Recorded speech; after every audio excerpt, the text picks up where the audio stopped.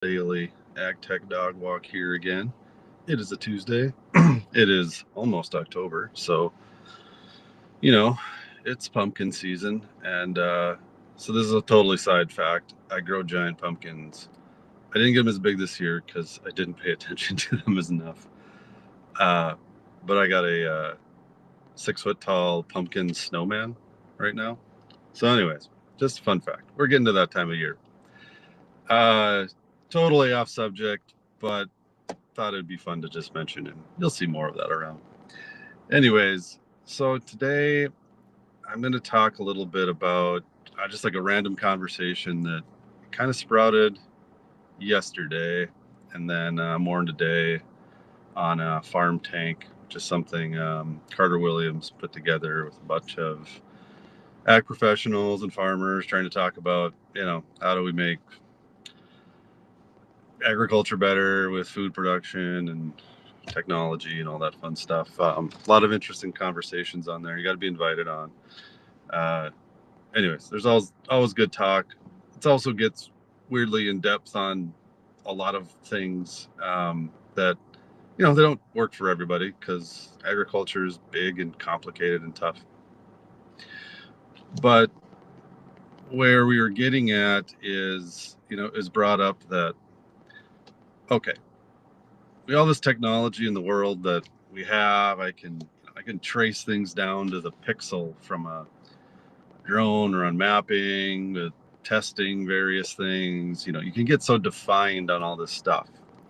And sure, you can use it for, you know, CI scores, for carbon stuff, for payments, traceability, identity preserved, all sorts of different things. And people use this data in their forms in certain crops and niches to create kind of a more uh, quality product.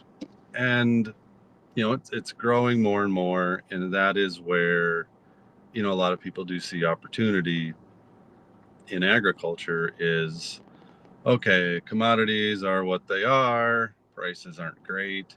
Hey, maybe we can get specialized.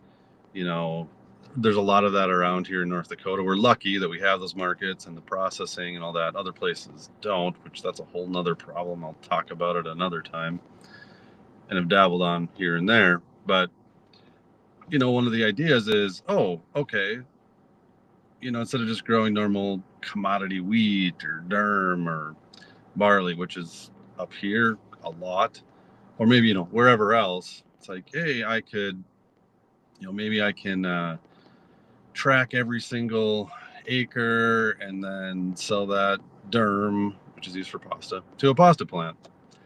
There's one nearby here that does a lot of specialty pasta for the Costco's, the Pizza Huts, the Panera Breads, groups like that.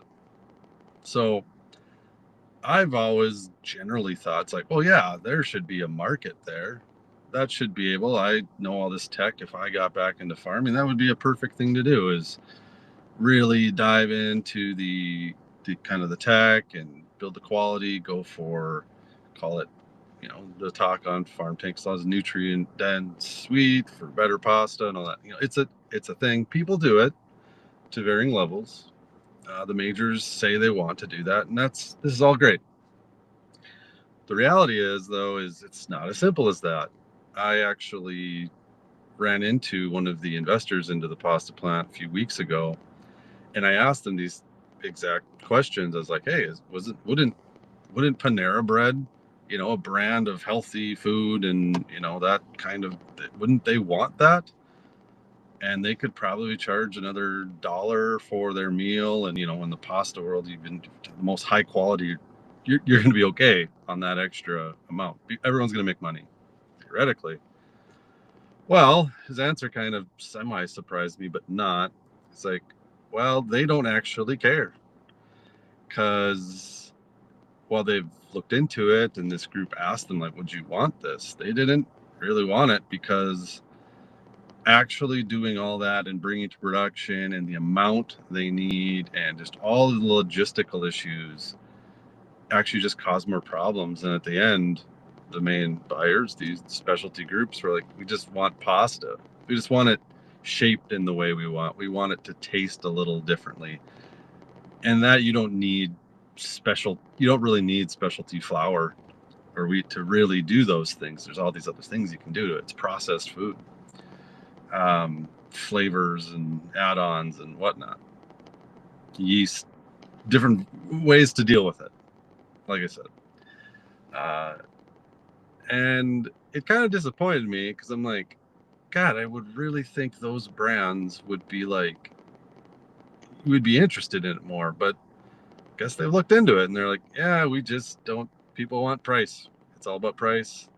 It's not about quality there. And I guess the question is, will that change or switch at some point in time? Or do people just really not care? They just want cheap pastas, cheap as possible, because we've made it super cheap and easy, and it's generally nutritious in what its way. It fills the belly. My kids love pasta. I freaking love pasta.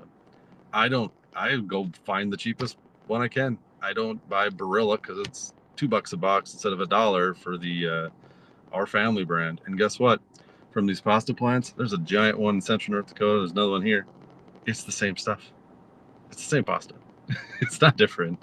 There might be like tiny things, but really it's branding, and they make more money on branding, which is cheaper than dealing with a bunch of tech and crazy farmers. So, I don't know what you want to take from that, but that's part of the problem too. Maybe there's a way to help with that, fix that, but yeah, I don't know.